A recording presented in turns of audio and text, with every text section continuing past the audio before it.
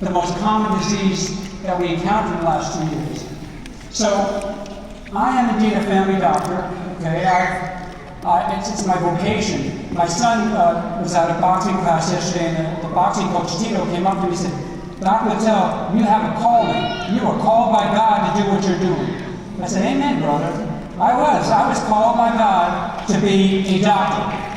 It is a calling.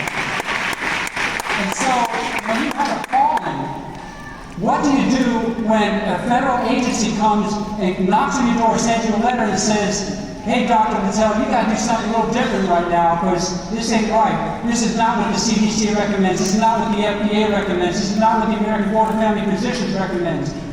What do? Do you listen to them or do you listen to your heart? Your God-given sense of reason, the critical thinking capabilities that we all have and that you are making sure your children have as they pursue degrees in medicine and law and business. You are doing that. And you have to keep doing that. So, today I'm kind of a show and tell guy. By the way, this book that I wrote called The Hidden Truth, and I have it out there, I had to write this mostly because my conversations with my patients were getting very long. And that's great. You want to have a conversation with your patients. But after several years, I said, I got to write a book. So I can just say, would you read the book? And you would read the book, right? We all would read the book. But I wrote this a few years ago. Your pediatrician or family physician does not see himself or herself as acting as an agent of the federal government. He or she is simply acting upon recommendations made by organizations such as the American Academy of Pediatrics, Family Physicians, OBGYN. And these organizations are advocating what they believe is in the best interest of the population. So what we physicians have been inculcated with, brainwashed into doing, is what's called population health. And when they come to my office and want to talk about population health now, I say, guys, I'm not treating populations. I'm treating the patient in my exam room. And just as Dr. McDonald said, no masks. There was one practice in Kissimmee and one practice in Ocala, Florida that never shut its doors in the last 2 years. And that was our practice. Because I said, we're not doing this telehealth office, all right?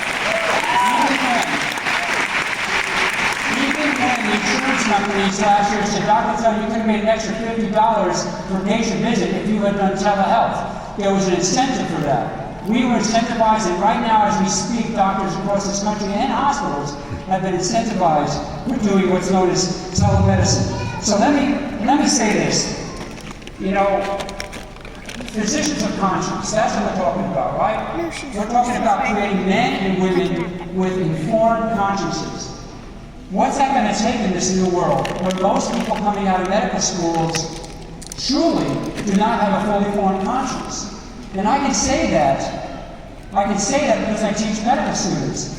And so many of them are just looking at what I'm doing and they're scratching their heads. They've never known a doctor that just wouldn't do what the patient asked them to do. Whether it's they want an abortion, or they're a couple that wants to go out and have a baby with my assistant, and they're not a man and a woman, all right? And when I tell couples like that, I say, listen, I love you. I mean, you're my patient, but I cannot go against what God has told me is the right thing to do.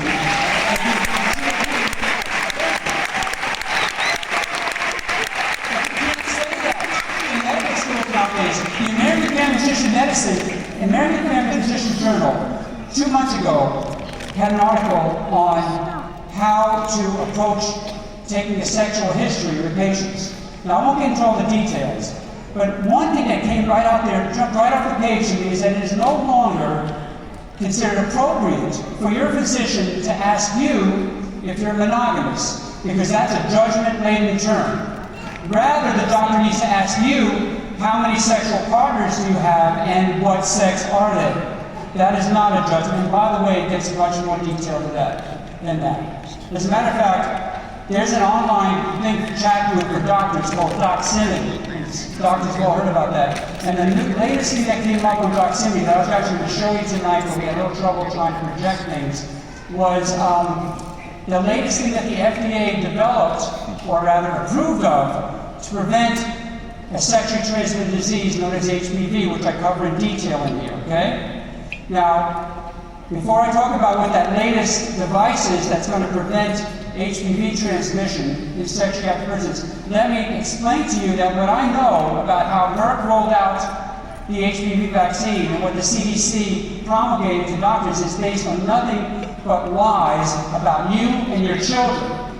Blatant lies. For example, they would say to us doctors that 80% of the women in America will contract HPV in their lifetime. That means by the time they're 50. That means that 8 out of 10 of you women have had HPV. All right. Now I know that's a lie, and how they got that statistic was they took a Planned Parenthood clinic, college kids who showed up there, they tested them for HPV on their pap smears, and 20-something% were positive, and they basically extrapolated to the age of 50 based on this sexually active group. So now what you see is happening in medicine is there's a presumption of promiscuity that is basically what every doctor has to accept with these vaccines that your kids are getting. Whether it's Gardasil or hepatitis B, which, thanks be to God, I was enlightened about all this not that many years ago. I said, I'm not going to do this with our kids anymore in my practice. Why are we giving children at birth a vaccine against a disease that we never get by sex or blood? All right? Why is the medical profession doing this? Because it's appealing to this presumption that that baby's mother is an IV drug user who has hepatitis B and the baby's going to contract it and yada, yada, yada. This is not what we should be doing in society. Hepatitis A vaccine is another lie.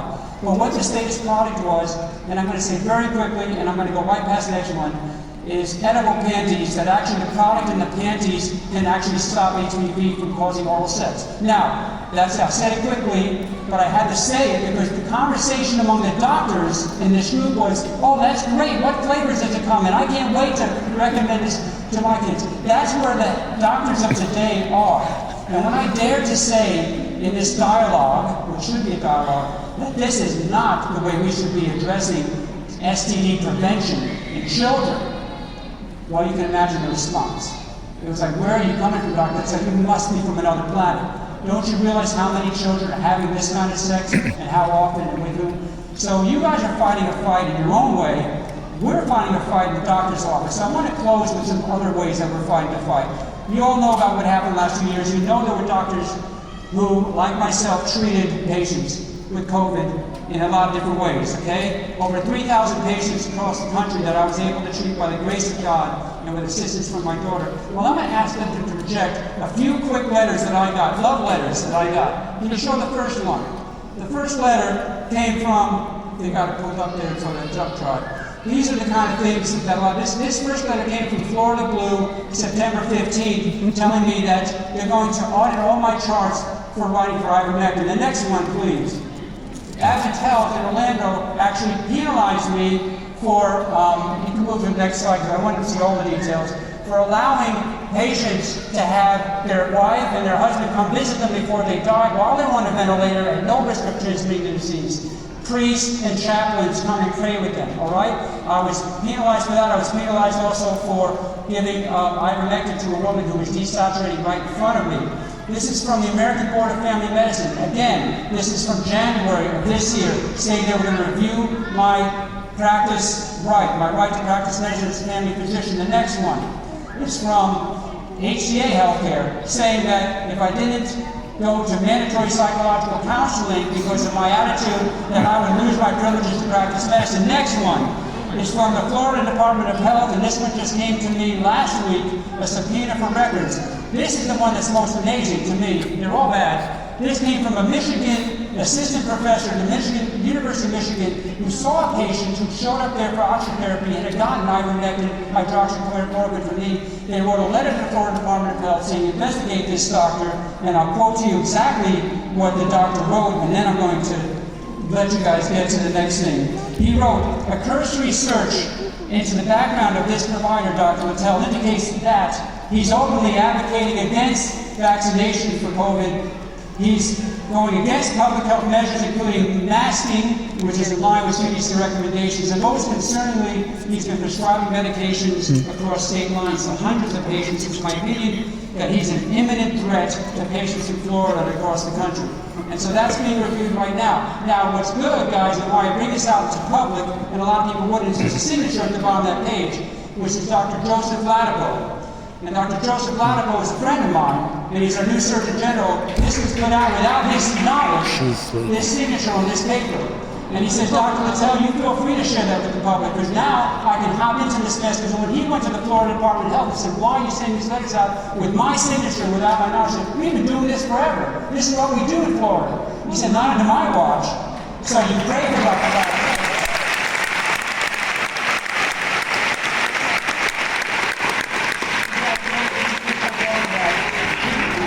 Close with this. You know, I said pray for Dr. Latipo. My 13-year-old son and I told him today, we ought to pray for those that persecute us. Because the only way the medical profession is ever going to change is not with anger. Even though I'm very angry sometimes, right? We have got to figure out a way to come to these wonderful men and women who took this Hippocratic oath, this pledge to save lives. And you, I need each and every one of you to go into your doctor's offices as soon as you can and say, Doctor, can I pray with you? Can I pray for you so that the truth, the spirit of truth will come upon